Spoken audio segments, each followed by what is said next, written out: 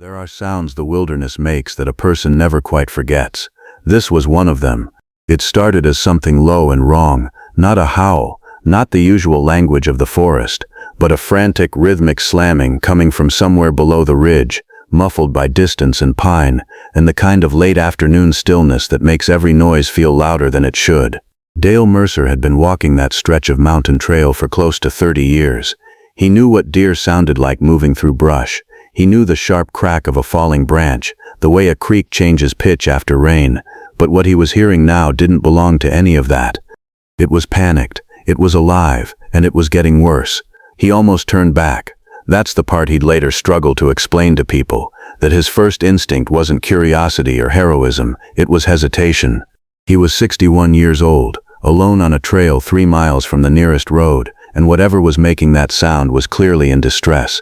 Distressed wild animals are unpredictable, he knew that, he'd always known that. But he kept walking anyway, because the alternative, leaving something suffering in the woods and not knowing, wasn't something he could carry home with him.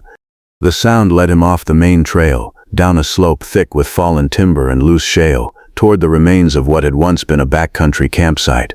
Seasons of weather had collapsed most of it, a fire ring swallowed by moss, tent stakes rusted into the soil, and at the far edge of the clearing, a tangle of old metal debris half buried under a collapsed wooden storage frame. Someone had left equipment behind years ago, maybe decades. And somewhere inside that tangle of crushed, rusted metal, something was trapped. He saw the container before he saw the animal. It was an old storage box, the kind used for camping gear or trail equipment, but the frame above it had given way at some point, pressing the lid partially down and wedging the whole thing against a boulder at an angle that made it nearly impossible to open from the outside. The metal was bent, the seams were warped, and from inside the sound was unrelenting, a high, ragged cry cycling between exhaustion and pure terror, punctuated by violent slamming as the animal inside threw itself against the walls in a frenzy that had long since stopped being effective and was now just desperation made physical.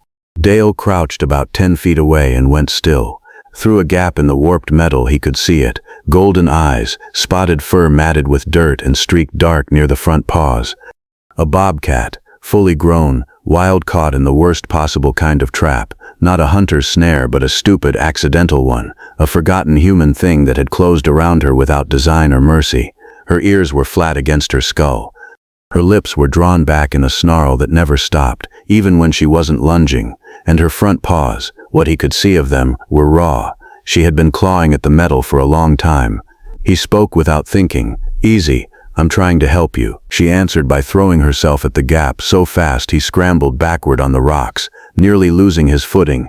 For a moment the two of them were separated by inches, her breath, her rage, her terror filling the space between them, and then she pulled back into the darkness of the box, and the slamming started again. Dale sat on the cold ground and breathed. His hands were shaking. Not from fear exactly, or not only from fear, but from something closer to the feeling of standing at the edge of something you can't take back. He could walk away. He told himself that plainly, the way practical people do when they're trying to talk themselves out of something their gut has already decided. He could go back up the trail, drive into town, call animal control, let someone else handle it. That would have been the reasonable thing. He looked at the gap in the metal again. She had gone quiet for a moment, not calm but spent, and in that brief stillness he could see her sides heaving. He could see the way she held herself against the back corner of the box, exhausted but unbroken, every muscle in her body still coiled and ready. She wasn't resigned to this, she was just catching her breath before the next attempt. There was something in that, something in the refusal of it, that settled something in him. He got to his feet and started looking for tools. There was old wire strewn through the debris, a rusted camp hatchet half buried near the fire ring, and enough broken timber nearby to use as leverage if he could find the right angle. The lid had been forced down unevenly, tighter on one side than the other, and if he could work the looser corner first, create enough space without destabilizing the boulder behind it, there was a chance the whole frame might shift without collapsing entirely. It wasn't a good plan, but it was the only one available. He positioned himself, gripped the warped edge of the metal, and pulled. The bobcat exploded back into motion. "I thought freeing the bobcat was the dangerous part," he'd say later, still looking like a man who hadn't quite made sense of it all. "I had no idea what would happen after." The first thing he learned was that rushing would get him hurt. Every time he pulled too fast or let the metal scrape too loudly, she went sideways inside the box, slamming, swiping, filling the mountain air with that raw, broken sound that made his chest tighten in a way he couldn't explain. So he slowed down. He worked the way he used to work on the farm as a younger man, methodically, quietly, letting the task set its own pace. Grip, pull, hold, rest, again. The wire came away in sections. The camp hatchet gave him enough leverage to bend the warped corner upward, inch by inch, without shifting the boulder behind it. Twice the frame groaned in a way that made him freeze completely, certain the whole thing was about to come down. Both times it held. The Bobcat never stopped watching him through the gap, ears back, breath ragged, eyes tracking every movement of his hands with an intensity that felt less like hatred and more like calculation. She was exhausted, but she was paying attention. He was maybe 20 minutes in when he noticed it.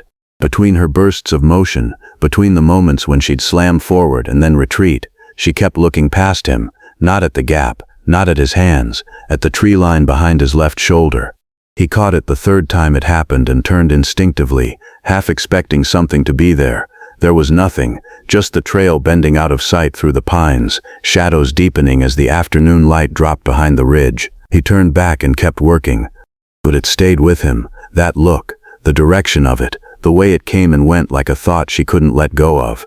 He'd spent enough time around animals to know the difference between one scanning for escape routes and one focused on something specific.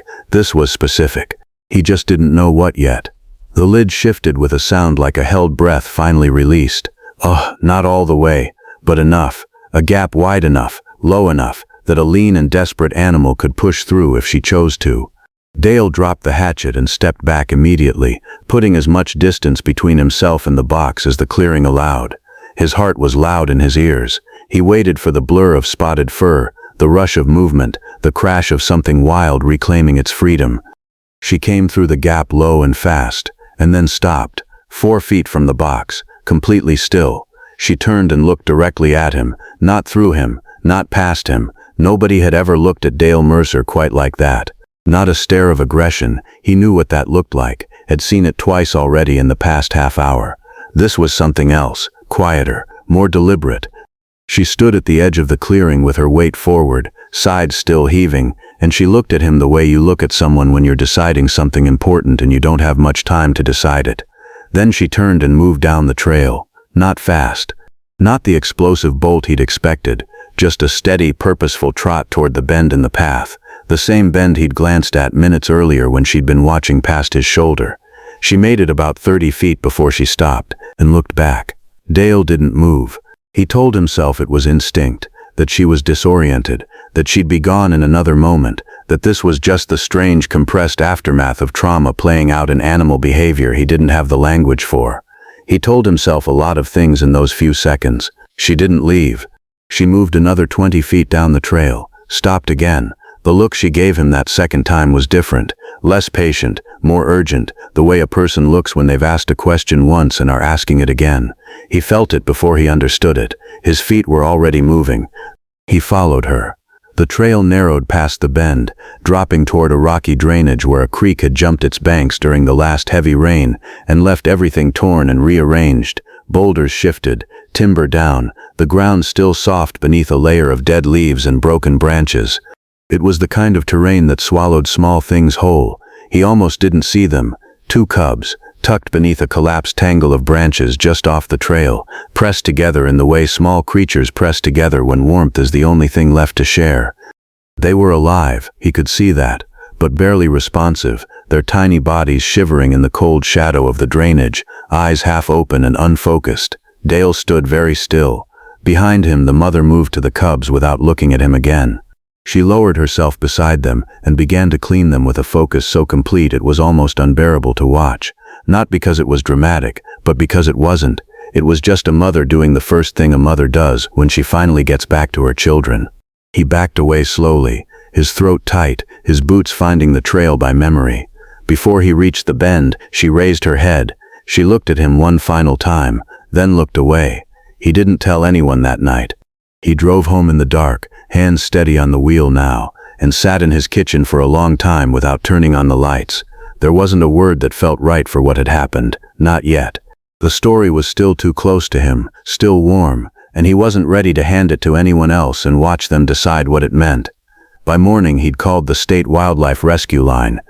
2 rehabilitators hiked in with him 2 days later, carrying supplies for the cubs in case the mother had moved on or something had gone wrong in the cold.